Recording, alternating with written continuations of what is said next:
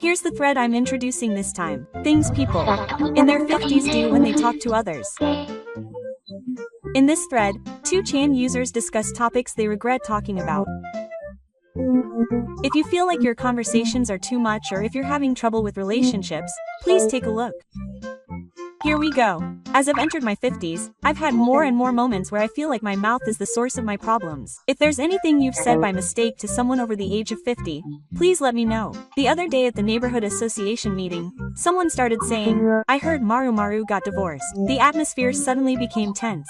People are always eager to talk about things like that. And they talk proudly even though no one asked. And that kind of information is usually only available to the general public.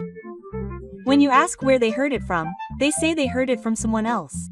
And when you ask the person directly, they say they just separated because they're not being nice to each other. Gossip is really scary. Once it gets to the person's ears, there's no going back. And it spreads by lunchtime. At first, it was just a simple separation. But before you know it, it's turned into an affair and a love triangle. I did the same thing once. I said, Maru-san was hospitalized. But it turned out he was just getting a medical checkup, and I got yelled at a lot later. The worst thing about not having any ill intentions is that if you say, "I was just worried," they'll probably just stay. But I wonder why other people's stories stick with us so much. Even though they don't concern us, we still can't help but be concerned. Apparently, negative information sticks in our brains. They call it negativity bias. When I went to check on my son's class, I heard people whispering, "I heard that person got fired." Even though he had only quit his job to care for his family. The speed at which rumors spread is crazy. It's not uncommon for one person to hear it, and everyone else knows about it the next class. People tend to stick to the interesting topics more than the facts, so rumors tend to go in strange directions. I once accidentally told someone something, and apparently the person told him that they heard it from Maru-san. When he asked me if I had told them, I got really angry. That's the kind of thing that can make you lose trust in someone. When it comes to our generation, the topics of conversation become limited, and we end up relying on rumors, but that's dangerous. The power of words really can't be underestimated. A single word can end a relationship. When someone tells you not to say something, for some reason you want to tell someone. There's a mysterious psychology to it. In the end, rumors don't get people excited. The other day, I was drinking and I casually asked who they voted for, but everyone fell silent. Yeah. That's a landmine. I once said, "The LDP is at its limit," and they replied, "I'm telling you," and the atmosphere became like hell. Politics is really a topic that you shouldn't touch. Even if you have the same opinion, if there's a difference in passion, arguments can arise. When elections are coming up, the topic of elections inevitably comes up.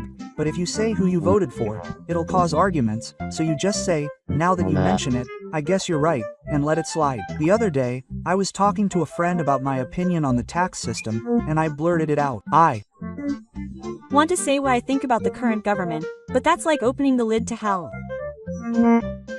The other day, when a neighbor passed away, we were chatting about how much to charge for high-speed electricity, and when he said that we have a rule for the shoe sect, I froze. I've had that happen to me. At lunch at work, we were talking about travel, and I said, visiting temples would be nice, and he replied, "We're a big fan of the shoe sect," and I broke out in a strange sweat.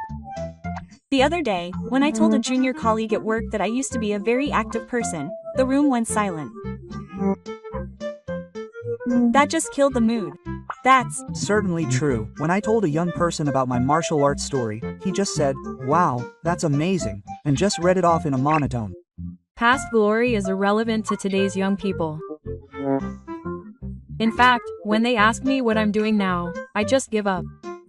When I was talking about my past achievements, the person next to me said, "It's completely different now," and I almost cried.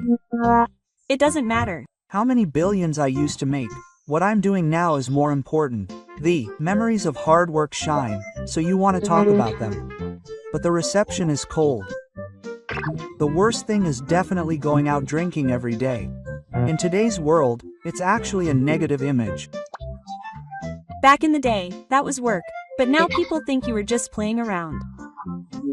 When I told that story to a young person, they said, That's so old-fashioned, and I thought, oh, I'll stop talking about it. When I told an old friend about my neighborhood association's maintenance project with great enthusiasm. He said, "Oh, so that's what you like." And that was the end of it. The other person probably didn't do anything wrong, but the feeling of being ignored is strangely unbearable. As you get older, the things you want to talk about tend to be about the past. There's also nothing to talk about now. This is especially true if you don't have any hobbies. When you live the same life every day, there's nothing new to talk about. That's why you escape by talking about the past, but it's miserable when that's taken as bragging.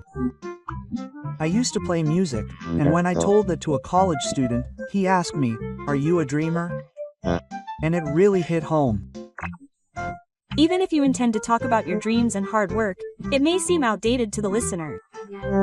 If you start talking when no one is listening, they will find it annoying. Another thing to be careful about is the amount of talk. Once you start talking, it's our bad habit to not be able to stop. Apparently, I told the same story 3 times. When my subordinate told me, "I've heard that story before," I was really depressed. If you're going to talk about the past, it might be natural to say something like, "Actually, I used to do this," when asked what you've been up to lately. If you're just friends, you can get excited when things get interesting. The only thing I can talk about is the story of winning a marathon 30 years ago. So if you cut back on old stories, you'll run out of things to talk about. On the other hand, it's interesting if you're that honest. Maybe it's better to take the stance of telling stories rather than telling them. That's the difficult part. When you start telling stories, you become the main character. But it's also true that you want that moment when you become the main character. I understand that feeling. But it's dangerous if you don't watch the other person's expression properly. It might be easier to just drink silently than talk at a drinking party. But if we were told not to talk about the past at a drinking party, I feel like 70% of the conversation would disappear.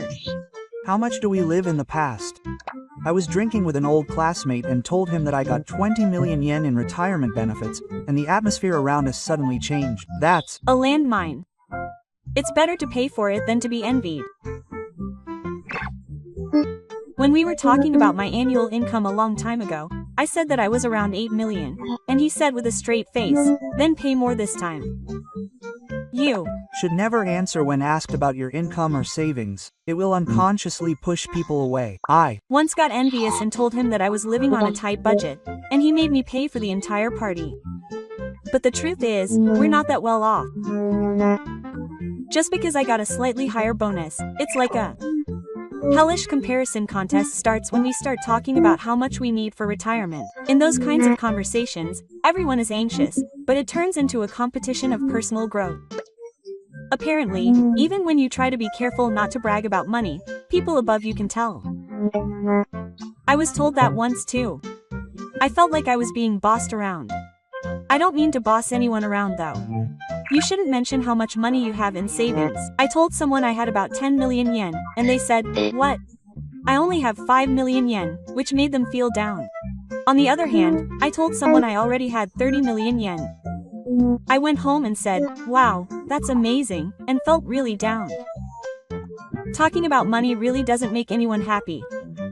When asked about it, it's polite to try to cover it up somehow. If you show more, you lose out, and if you show less, people will look down on you. My savings and annual income are average. That's how I get away with it. But what's average is so different for each person that they'll do it again. Money is an incredibly sensitive topic, after all. I got into DIY when I was an adult and built a shed. I showed them a picture and they said, "What? Why?" quote, and gave me a test answer. That's tough.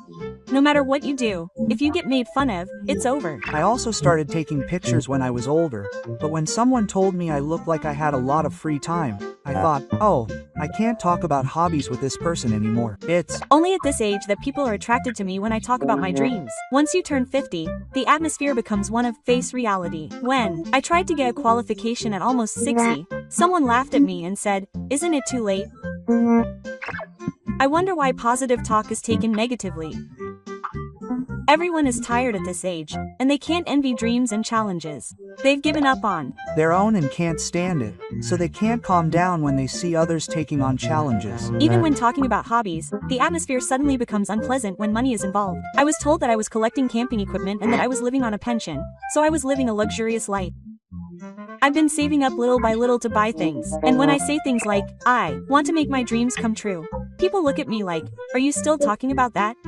Quote, There are times when spiritual messages come back to haunt everything I talk about, whether it's my past, my dreams, or the present. It's also tough when people tend to think that starting something now means I'm in a hurry.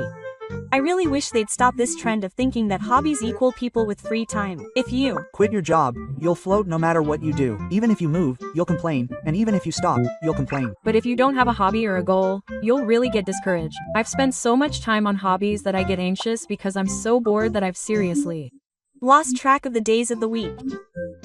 It's mentally healthier to do something. Maybe it's safest to do nothing. It means that you should enjoy your dreams and hobbies only in your heart. It's a little sad that this is the world where that's the smartest way to live. The other day, at a neighborhood gathering, there was an old man happily talking about how his grandson is going to a famous private school this year. I said, wow, but I thought to myself, what a nuisance. My child got a job right after graduating from high school, and people told him that it was great in real life. But he was clearly conscious of the educational gap. The type of person who shows you pictures of their grandchildren is also tough. They scroll through more than 10 pictures and then silently make a movie. And even if they say they look alike, I honestly don't know if they do. I understand that you want to talk about it, but not everyone has a happy family, so it's hard to bring up such topics. When I tell people that my son is still single even though he's over 30, they strangely encourage me by saying that freedom is the most important thing these days, which is tough. It seems like parents are competing for status by talking about their children's grades or where they got jobs. People don't realize that they're bragging. If someone says, my wife is a good cook, the listener will think, my family is all about marriage, and in the end, if you give off an air of being the winner, you're out. Talking about family when no one asks is usually a landmine. It's lonely, but there are surprisingly many people who only talk about their family. Well, it's really hard to talk without sounding like you're bragging. I had a company alumni reunion, and when one person started talking about diabetes, it suddenly turned into a bragging contest about their illnesses. I'm like the kind of person who starts talking about numbers like hemoglobin A1C. I thought, are you a doctor? Even if the person is trying to be serious, the person listening loses their appetite. I was at a drinking party and someone started talking about prostate surgery and I stopped halfway through. If the story gets too detailed, it can actually be a turn-off. It's hard to know how to react if they say things like, my blood pressure isn't coming out well. You also need to be careful if your health checkup results are not enough. My neutral fat levels are over 200. Even if they say that, I don't have any blood pressure tests at home, but they say things like, my blood pressure is different in the morning and at night. I don't know anything about that. Also, if they start talking about supplements, it can quickly become like a religion. There was someone who said they wanted to get tested after drinking this tea, but I thought, isn't that just because the medicine from the hospital is working?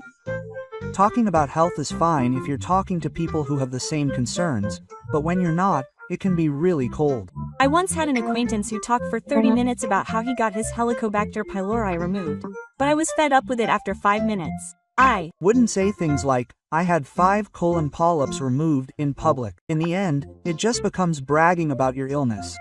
I guess they just want to say how bad I am. Well, I understand how they feel. Everyone gets older and their topics of conversation become more biased. When I got together with my old friends, one of them suddenly said he had traveled overseas again this year and showed us photos, and everyone was taken aback. I understand the mood. He seemed happy talking about it, but it still hurt. I once had a senior at work tell me, I go out for lunch with my wife every week. I told him, we eat convenience store food. I think it's fine if couples get along well, but it's hard when they go out of their way to talk about it. An old classmate of mine kept telling me that his son had given him a trip as a present, and it was hard to listen to. People are probably just happy to talk about those kinds of stories, but the person listening can't help but compare their life to their own. I know someone who's already moved to Kansai, but he was definitely bragging. There are also people who indulge in their hobbies after retiring. They say things like, I go fishing and take naps, and it's the best. It's annoying when people say that to me when I'm still working. I guess they probably don't realize they're bragging about their happiness. They're just stating the facts, but for some reason it's annoying. Whether it sounds like bragging or not ultimately depends on the other person's situation. The more you talk about it, the more you unconsciously hurt people. At a recent meeting, I heard someone say something like, "I used to be popular when I was a student," and I instantly thought that was funny. I'm sure they mean it as a joke, but it's annoying for the listener. Maybe they just want to brag. I know someone who did that. A woman in her late 20s was talking about how many times she'd been spanked. That was tough. Men do it too.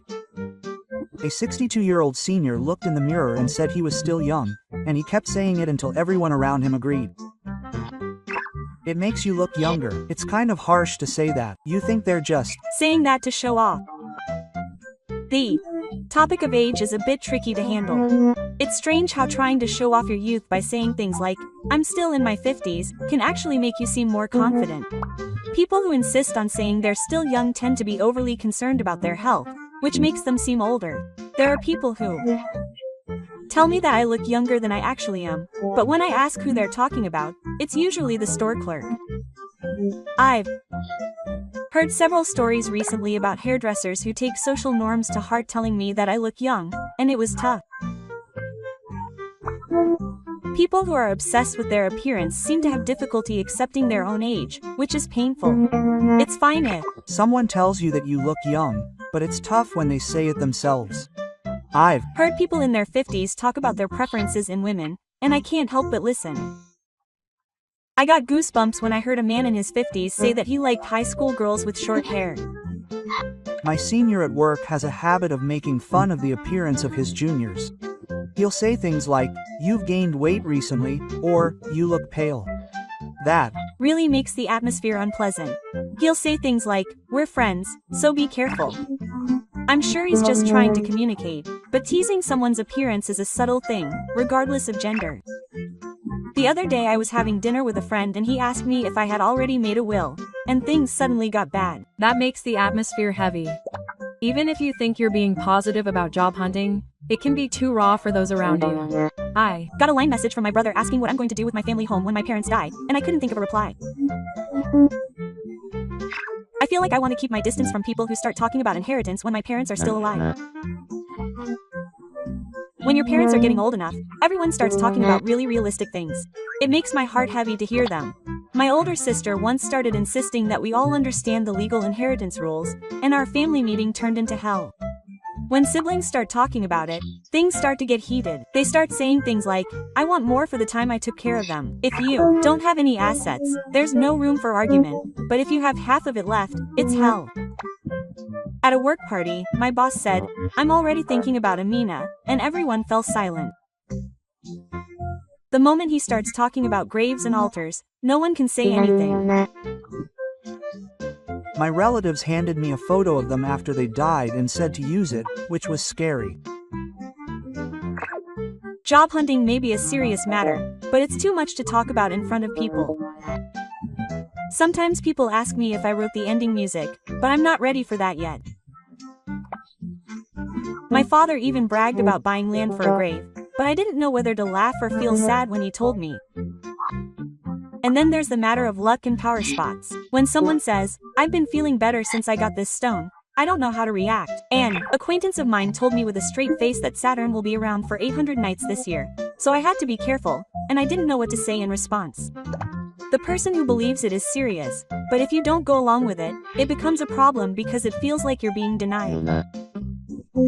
When my old boss suddenly started talking about how he has psychic powers and said there was a shadow behind him, I burst out laughing. At one point, I was obsessed with things like Maya's history and the color of her aura, but I wished he would stop talking about it when we were drinking. Well, religion, politics, and fortune-telling are all troublesome precisely because the person themselves thinks they're right. And if you point it out, it's like you're making fun of the people who believe in them. So either way, it's hell. That's how it is for me. So I just let it all go. Well, when you get stuck in a conversation, it's not what you talk about, but who you talk to and how you talk to them that's important. Our generations carry different burdens, so it's hard not to get everything across equally. When I was younger, I could talk more freely. It's kind of sad, but I guess that's what being an adult means. Now that I'm in my 50s, are there any things or ways of thinking that I should let go of? I think it's better to let go of your attachment to work.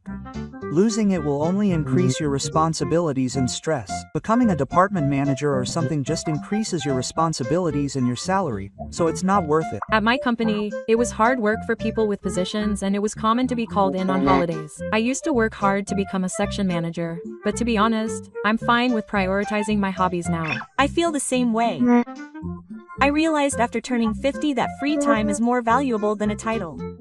But I still don't see anyone trying to show off or dominate others at class reunions. People who say things like that are proof that they don't have the mental capacity to do so. In fact, people who enjoy their hobbies are more popular these days than those who are small. But people in their 50s still tend to want to feel useful. That's what makes it hard. You can't shake off this strange sense of obligation unless you're still working hard. I've only recently realized that showing off how busy you are is really pointless. There was a time when it was cool to say I only slept for 3 hours the night before. At my previous job, it was normal to work without any days off. I was constantly taught that being busy equals being capable, even into my 50s. I used to feel anxious if my calendar wasn't completely empty. I couldn't relax if my schedule was empty. There was definitely a time when I thought it was cool to have a packed schedule. I used to feel anxious if I didn't have plans for the next 3 months. I only recently realized that being busy isn't something to be proud of. In fact, having free time is more fulfilling. A day where I can read during the day, take a nap, drink coffee, and call it a day is the best. Nowadays, it's all about how efficiently I rest.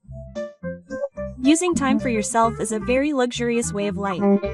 When I was cramming my schedule full of things, I really didn't have any peace of mind. When I collapsed from overloading myself with work, I didn't care about anything. Health is more important than salary. If you push yourself too hard and ruin it, it's all for nothing. I've always been concerned about not wanting to be seen as someone with free time. Being busy is addictive. It takes time to let go, but true freedom lies at the end of it. In the end, I feel like the ideal adult is someone who is free but fulfilled. In your 50s, it's time to act for what you feel is right, not to be appreciated. When I was so obsessed with titles, I feel like I couldn't see anything. It's better to quickly let go of the illusion that work equals your value. Everyone has their own definition of success, but now, living a life of leisure is success. It's all about how you feel, not how others see you. Life becomes so much easier when you relax. I wonder why we were so tight. We should get rid of the idea that age sets limits.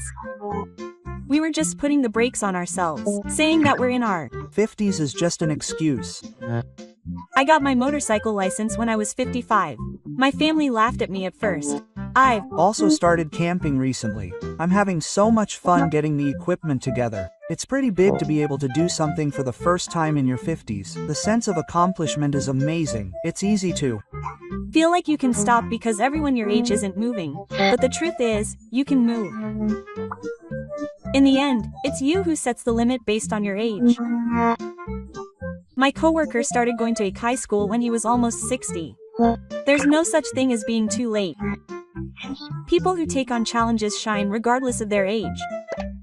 I'm scared that time will just keep passing by while I keep saying, it's too late now. People in their 50s might actually be the last generation who can move freely, and their bodies can still keep up. I started playing guitar last year. My fingers don't move, but I can keep going because it's fun. If you're having fun, you've already won. You don't have to get better. If you think you have to do it well, you'll only get stuck. Maybe that perfectionism is the curse of being young. When I was young, I was allowed to make mistakes, but now I think if I fail, it's the end. Actually, it's the opposite. No one will attack me if I try now. What's more, I can progress at my own pace than when I was younger. The mountaineering club in my area is full of people in their 60s. I'm 61, and I was told I was the oldest winner. I envy that atmosphere. It's great that you can get into new things no matter how old you are. The moment you give up and think, I can't do it because I'm too old, you suddenly get inspired. Conversely, the day you learn something new, your mind feels refreshed. People in their 50s surprisingly have room to grow. I have an acquaintance who is 58 and wants to take up computer lessons. He started out as a computer instructor and now has a side job. If you can act that easily, age doesn't matter. Just try something, and if it doesn't work, just give up. Being in your 50s gives you the luxury of making those kinds of decisions. It's a waste to live a life bound by age. I'm aiming for a cooking class. Apparently there are classes just for men in their 50s. If you don't let your age get to you and take action, your world will suddenly expand. I think you should give up on a lifestyle bound by common sense. That means you're acting based on other people's values. It's like how much men have been taught to be quiet and work full-time jobs and to endure for the sake of their families. I wonder who decided that working for one company until retirement is the right thing to do. I was looked down upon when I changed jobs at 50, but my salary and mental health are better than before. Why do I have to choose that path just because it's normal? Things like too old and not having a MIT are all baseless. My brother got divorced when he was over 50, but he seems to be having a great time now. My relatives told me to calm down, but if I stay calm, they'll just keep pushing me. People who call that unreasonable usually have unhappy faces. Common sense is ultimately just other people's expectations. When you break free from that, the world looks different. There are too many people who ruin their own lives to keep up with social norms. An acquaintance of mine became an executive and started living in a mountain cabin. He was treated like a weirdo, but he's having a lot of fun. I feel like people who are truly having fun are all a little out of touch with common sense. I used to think that having a house was all that mattered, but now I live a relaxed life in a housing complex. I think people who break free from fixed ideas about how things should be in their 50s are strong. My company allows you to wear casual clothes to work, but for some reason everyone wears suits. I've been wearing tracksuits to work since this year. That's fine. If it makes you feel good, then that's the right thing to do. The idea that being married is normal and owning a home is proof of success are all illusions created by commercials and our parents' generation. No one will take responsibility for you if you live your life according to someone else's rightness. I remarried, but I was only concerned about what others thought at first. In the end, when you make a choice that you are satisfied with, you stop caring about what outsiders say. It's such a waste to sacrifice yourself by worrying too much about what the world thinks. There's no point in living by common sense if it's hard. The speed at which common sense becomes outdated is really fast. The normal of the Showa era no longer applies in the Reiwa era. You've changed. When someone says that to me, I secretly feel a little happy. That's proof that I'm being true to myself. I think you should graduate from the term social norm in your 50s. If I could say one thing to myself when I was trapped in common sense, it would be to run away quickly. That's right, I think it's best to let go of the past now. I had been dragging it around for a long time, but once I let it go, I felt much better. I also regretted the bad choices I made when I was young for years, but looking back, I realized that I learned a lot from that. I was dragging around the fact that I failed the university entrance exam on my first try until I was almost 50. But if I had gone to that university, I wouldn't have met my wife. My marriage would have been public. But I feel like that all faded away the moment I had a child. I was still hung up on quitting my old job, but when I heard that the company had gone bankrupt 3 years later, I felt a sudden sense of relief. I had been haunted by the fact that I could have done more to care for my mother, but when my sister told me that I had done enough, I was finally able to change my mind. Regrets are often things that only you can forgive. People around you don't seem to care. You can be easily influenced by a single word from someone else. I wrote my regrets down on paper and burned them. It sounds silly, but it made me feel better. You really do feel lighter after letting go. When you're open about something, you can't move forward. But if you take even one step forward, you'll realize that maybe things are better now than they were. I want to tell anyone who is currently carrying a burden. Your future lies outside of your own sphere. I think it's a good idea to get rid of the habit of comparing yourself to others. I used to compare myself to people around me, such as my annual income and position, but now I've realized that none of that means anything. At a reunion, I heard that a former classmate was going to be a company president, and I was depressed the whole time on the train ride home. I was feeling miserable all by myself, wondering why I was stuck in a rut compared to my classmate who had also become a department manager. But when I found out that my classmate was now suffering from depression and eating school lunches, things started to look different. I work for my older brother's company, and it was painful to have my parents compare me to them every time our family got together. But recently, I've decided that my brother is my brother and I am me, and I feel like my life has become brighter. When you compare yourself to others, you can't see where you're at. Social media is the worst. Every time I see someone else's happy post, I end up comparing myself to them even though I haven't done anything. It's all about showing off on social media. I think a life obsessed with the desire to be seen is the most boring. I stopped using Twitter and spend a lot less time feeling irritated. When I was young, I was always trying to win by beating others. But once you're over 50, you're free to not compare yourself to others. I don't even own a house, and it's a used one, but I'm happy and carefree. Depending on who you compare yourself to, it can be hell. I used to be in the same year as him, but now he's a celebrity and he's really popular, and I used to despair when I saw him. Now I only watch the news and I feel lighter. These days there's so much to compare ourselves to, so if you don't consciously decide not to compare yourself, you'll be in trouble. I used to get depressed whenever the topic of salary came up at work, but my family told me that it was enough if I just enjoyed my work, and that saved me. Those words really hit home. My family sees me for who I am. It's really bad to compare your children to other children. Children aren't tools, and it's our job to compare them and educate them. If those little comparisons pile up, it'll eventually lead to accidents. People aren't meant to be compared. We're all walking different paths. Someone once said to compare yourself to who you were yesterday. Maybe growing up in your 50s means being able to accept yourself now before you can accept others.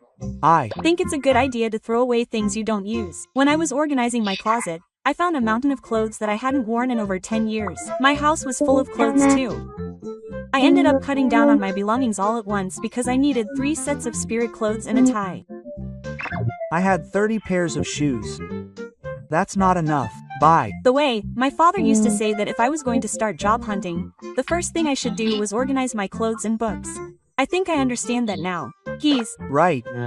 I'm almost 60 now. I need to start thinking about job hunting soon.